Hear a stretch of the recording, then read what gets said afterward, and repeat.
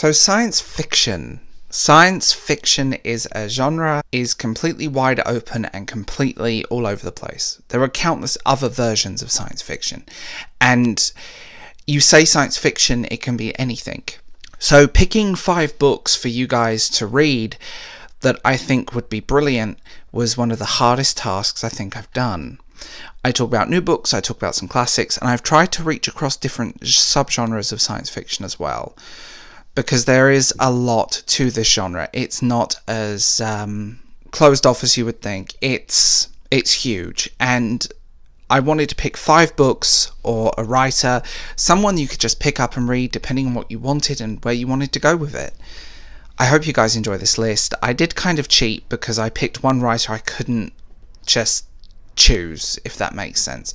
So I ended up having to just pick him. Science fiction is one of my favourite genres. It's one of my, I think, biggest reaches when it comes to genre, and I adore it. And I hope you guys adore this.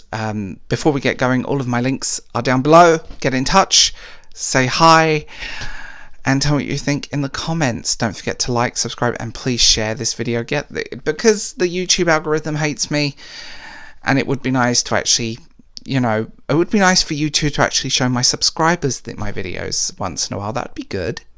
So anyway, here are 5 science fiction novels you need to read.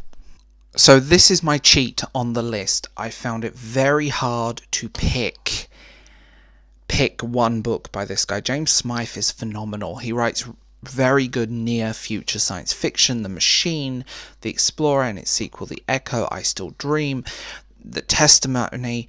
These are phenomenal works, and just he's such a unique writer in that sense that you feel this real connection with his work, and it's relatable, it's human, be it the sort of techno, almost gothic-y fiction, science fiction that he does, or the sheer exploits of the Explorer and the Echo. He has a voice that I just cannot put compared to other people. His writing is unique. His work is just stunning. My favourites have to be The Explorer, The Echo, and The Machine. The Machine especially really hit quite a few nerves when a woman dealing with sort of finding her husband's mind, which is somewhere in this. I won't give too many details away because I will spoil it. And The Explorer, for example, where literally everyone dies on the first chapter, but everything unwinds and plays with time and your perception of it. He is such a great writer, and I really, really adore his work. I've read everything he's ever written and then some. Definitely one to read, definitely one to enjoy, and I think he will leave you wanting a lot more. Now, this one is one of the newer books on my list, Kaiba Station. This is an indie work, but by a great writer. Weber has this voice that is unique, and he keeps you on the edges of your seat as you read. He is a writer that can pull you in, get you going, and then let you go and let you drift into kind of the atmosphere for a little while. This book is no exception. It's part 1 of a series not completely out yet, but it's available now, digitally and physically. It's a great book. I have no words for it in that sense. I can sit here and sing its praises, but if you want this kind of thriller-esque, quite thought-provoking, character-driven science fiction, this is the book for me. And you, I think. He has a voice that you don't really hear that much in science fiction, and he blurs the line. He's also written a short horror as well. But this probably is my favourite book by him so far, and I'm so looking forward to book 2. I would recommend checking this one out. Frank Herbert's Dune. Now, Dune is a very, very big. It's to science fiction what Lord of the Rings is to fantasy, and this is more the space opera end of science fiction, where it's less based on hard scientific fact and definitely big and flouncy, and basically If Dune hadn't existed, we wouldn't have Star Wars. And there was actually a legal case involved in that one and a settlement, because certain elements of Star Wars come straight from Frank Herbert's work. Whether you agree with me or not on that factor, you can actually read the legal interest, and I do agree with that statement.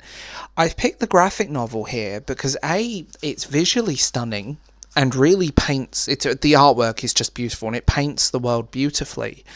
But also the graphic novel kind of trims the fat and lets the imagery do a lot of the talking, where the normal book doesn't, and I will say it's not the easiest read, but definitely one to challenge yourself with.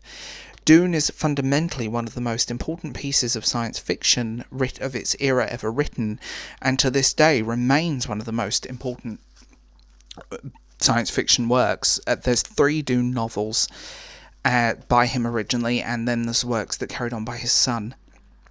Dune is just, or Dune, depending on your pronunciation. It's breathtaking. It is absolutely breathtaking. The Martian. Now, we've all talked about this. This has been around. What can I say about this that hasn't been said before?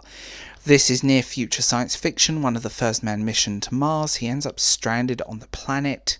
It was turned into a brilliant movie with Matt Damon, and just a great book. It was written actually by a scientist, just to put that one out there. He can write, and the fact that this is scientifically plausible. So this is hard science fiction, or harder science fiction, in the sense that this is based on science fiction fact. This is near future, and I like that. I like relatable science fiction in that sense.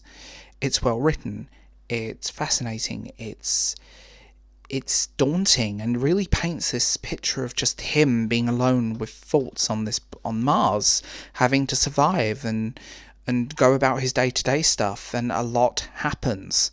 And the book paints this very scientifically plausible story. I absolutely adore this work, and I found it by mistake, because I kind of dabbled in the book, put it aside, and then I saw the film and I was like, I need to reread it. Just stunning. And the film is equally as stunning. It's one of the few times I will say the film and the book are on equal standing. So that's The Martian.